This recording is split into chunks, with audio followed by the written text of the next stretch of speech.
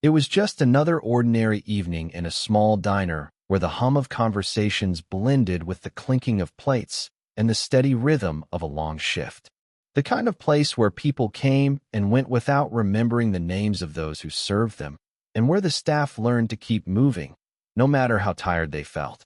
The waitress had been on her feet for hours, moving from table to table, balancing trays, offering smiles that sometimes felt heavier than the plates she carried. She was not expecting anything out of the ordinary that day, and nothing in the environment suggested that her life was about to intersect with something that would matter far beyond that moment. Then the door opened, and in walked a scene that didn't quite match the rhythm of the place. Two small children stood hesitantly at the entrance, their clothes worn, their expressions uncertain, and their eyes carrying a quiet kind of hunger that went beyond the need for food. They didn't speak at first, perhaps unsure if they were even welcome, or whether they should take another step inside. In a place where appearances often guided judgments, their presence might have been overlooked or ignored by someone too focused on their own tasks or too accustomed to looking away from discomfort. But in that moment, something different happened. The waitress noticed them not as a distraction, not as a problem to be managed, but as two human beings who needed help. There was no announcement, no request for permission, and no expectation of reward. She simply paused, observed, and made a quiet decision that would set her apart from the routine of the evening. While others continued with their conversations and orders, she chose to step toward them, bridging the small but significant distance between indifference and care.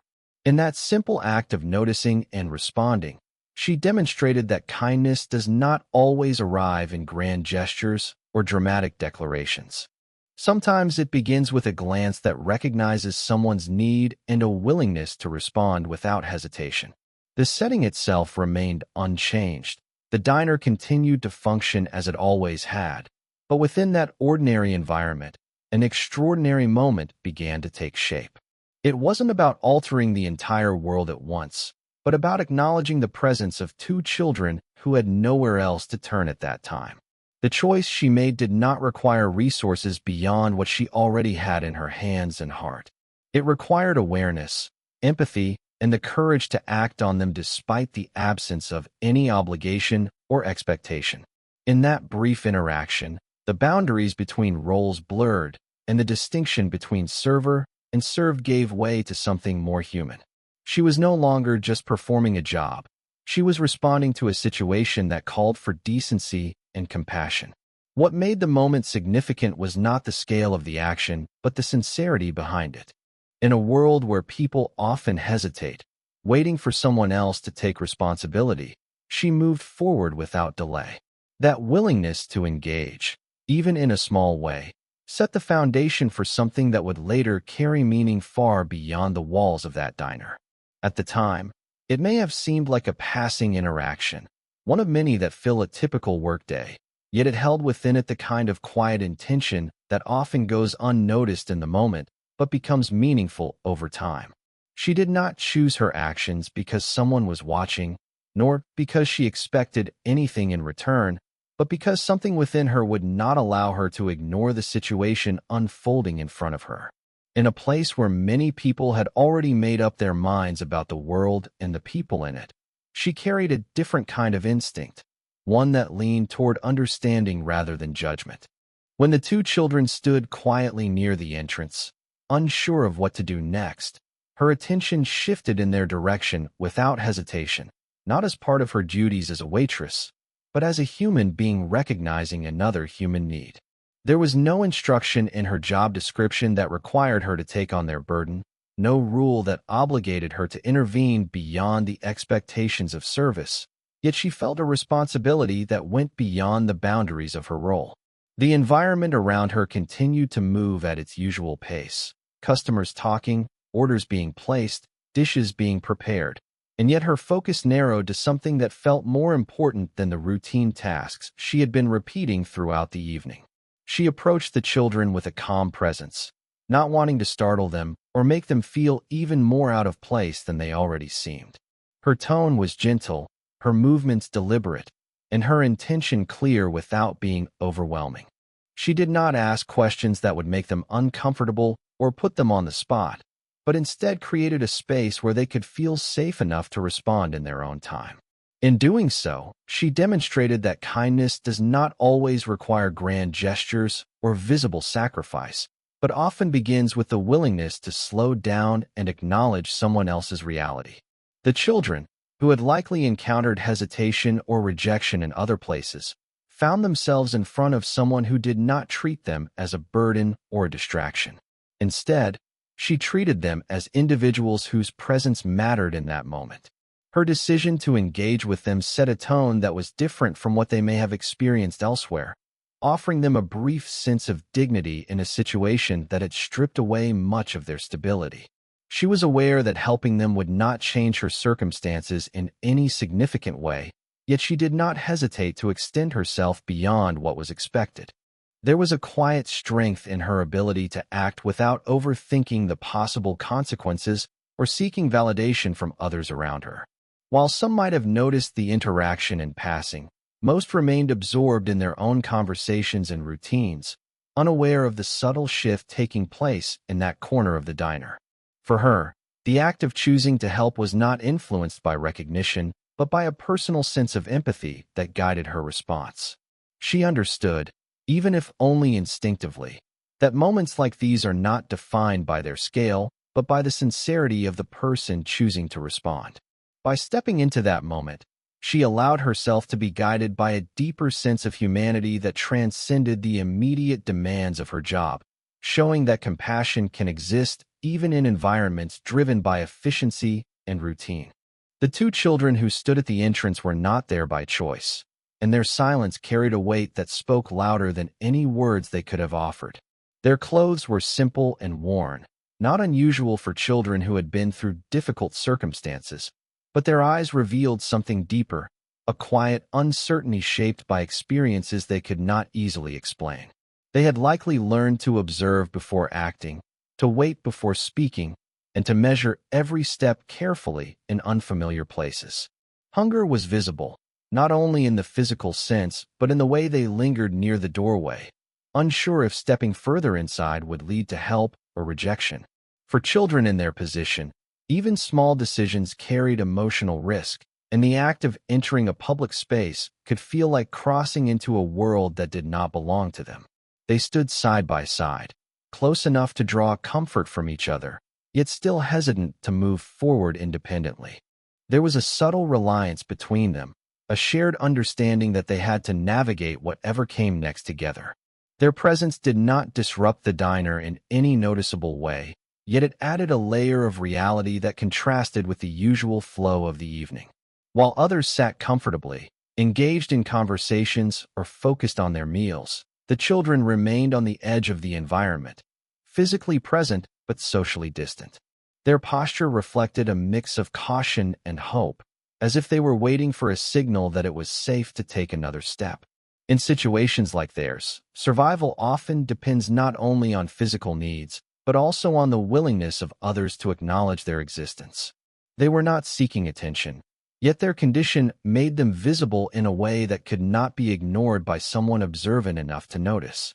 The absence of a guiding adult figure placed additional responsibility on their young shoulders, forcing them to rely on instinct rather than direction. Each glance they exchanged carried meaning, a silent communication that helped them make sense of their surroundings without needing to speak aloud. Their hesitation was not rooted in defiance, but in caution, shaped by the uncertainty of how they might be received. For children who have faced instability, environments filled with unfamiliar faces can feel intimidating, especially when they lack assurance that they will be welcomed. Despite this, they remained present, suggesting a level of resilience that allowed them to continue searching for a moment of safety or assistance. Their quiet endurance reflected more than just a temporary need. It hinted at a broader story of adaptation, where small acts of patience become essential tools for navigating daily life. In that moment, they were not defined by their circumstances alone, but by the way they carried themselves within them, holding on to a sense of togetherness that provided a measure of stability amid uncertainty. There was no audience gathered to witness her choice, No expectation that her actions would be recorded or remembered, and no indication that the moment she stepped forward would ever carry significance beyond the immediate situation. She did what she did without calculating outcomes, without considering how it might reflect on her later, and without attaching any conditions to her willingness to help. In a setting where transactions were usually clear and defined, her decision stood outside the usual exchange of service for payment. The children did not have the means to offer anything in return, and she did not require them to. What guided her was not the promise of reward, but a simple sense of responsibility that arose naturally from recognizing their need. She understood, consciously or not, that kindness does not always have to be balanced on a scale of reciprocity, and that some actions are meaningful precisely because they are given freely. In that moment, she placed value on their well-being rather than on what she might gain, choosing to act in a way that was independent of recognition or acknowledgement. The absence of an audience did not diminish the importance of her decision. Instead, it highlighted the sincerity behind it, showing that her motivation came from within rather than from external validation. She did not pause to consider whether others would approve, nor did she look around to see if anyone was watching her interact with the children. Her focus remained on the immediate need in front of her, allowing her to respond without hesitation. This kind of decision requires a certain level of inner confidence, not the kind that seeks attention, but the kind that remains steady even when no one else is aware of what is being done. In environments where people often act based on how they might be perceived, choosing to act without regard for recognition can feel almost invisible, yet it carries a depth that is not always apparent at first glance. Her actions reflected a mindset where helping others was not tied to external incentives, but to an internal understanding of what felt right in that moment. She did not treat the situation as an opportunity to showcase generosity, nor did she consider it an obligation imposed by others. Instead, she responded as though the presence of the children itself was enough reason to act. The simplicity of her decision made it powerful in its own way, as it removed any complexity that might have otherwise delayed her response. There was no negotiation, no internal debate that led to inaction, only a quiet acceptance of what needed to be done. By not expecting anything in return, she also freed herself from disappointment, allowing her to give without hesitation or reservation. This approach to helping others reflects a form of integrity that does not rely on recognition to feel complete.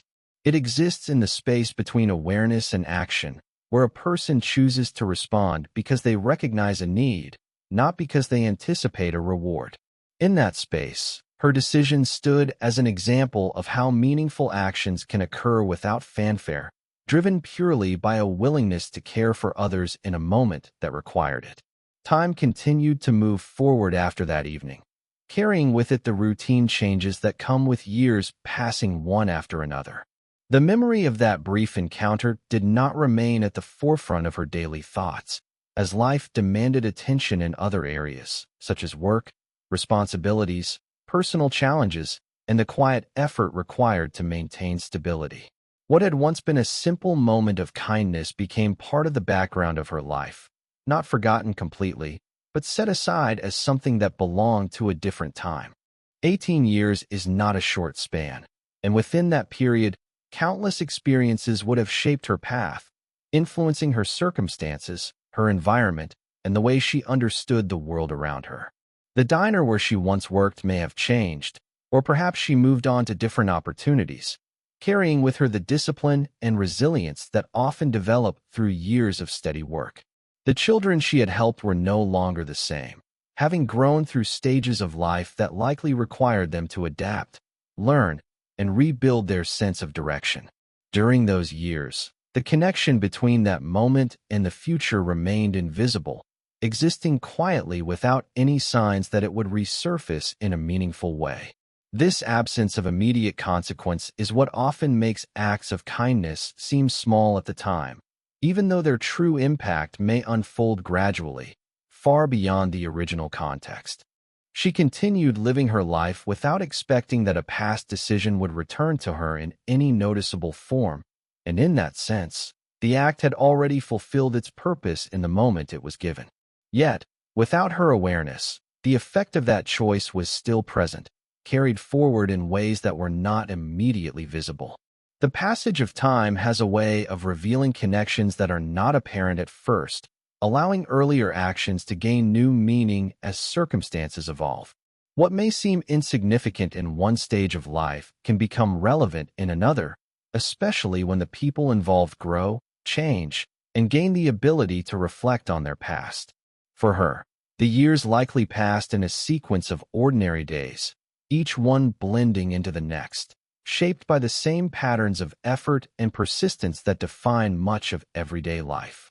There was no indication during that time that a specific moment from her past would return to her attention, no sign that the decision she made in a quiet diner would echo into her present in a tangible way. Instead, the kindness she showed existed as a completed act, independent of any expectation of future recognition. The concept of impact often becomes clearer only when viewed across long stretches of time, where small actions accumulate into outcomes that were never anticipated at the beginning. In her case, the absence of immediate feedback did not diminish the significance of what she had done, but rather allowed it to exist in its purest form, unconnected from any form of reward or acknowledgement. As the years passed, that moment remained part of a larger timeline, one that continued to develop without interruption, eventually reaching a point where its influence would become visible again in a way that connected the past with the present, revealing that even actions taken without expectation can persist quietly through time and resurface when circumstances align in unexpected ways. The sound of the helicopter breaking through the calm of an ordinary morning was not something she could ignore or dismiss as part of her daily routine. It was unusual, loud, and deliberate in its approach, drawing attention from anyone nearby who paused to look up and wonder what could possibly warrant such an arrival in a quiet neighborhood.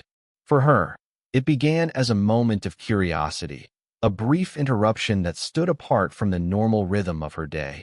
But as the aircraft descended closer and its presence became more defined, that curiosity started to take on a different tone. The landing itself was not random or coincidental. It carried a sense of purpose that became increasingly clear as the situation unfolded.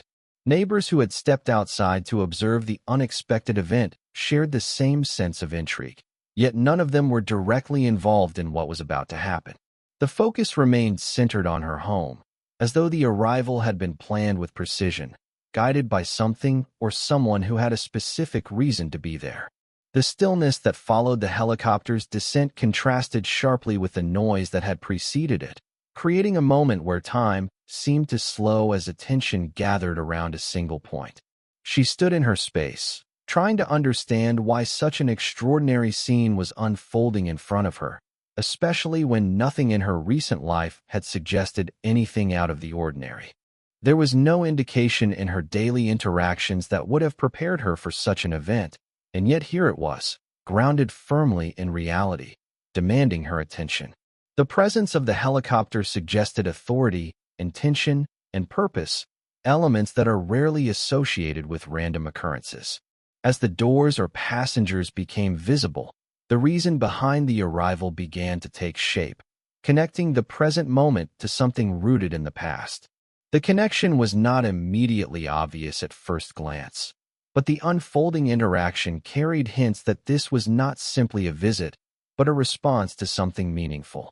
The idea that a moment from years ago could lead to such a dramatic return began to settle in as the situation progressed, revealing that the arrival was not about spectacle alone, but about acknowledgement. The landing itself served as a symbol, marking a transition from an ordinary day into one that would carry emotional weight and personal significance. It represented a bridge between 2 points in time, linking an action from the past to a response in the present. For her, the experience may have felt overwhelming at first, as it disrupted the familiarity of her surroundings and introduced an element of surprise that was difficult to process immediately.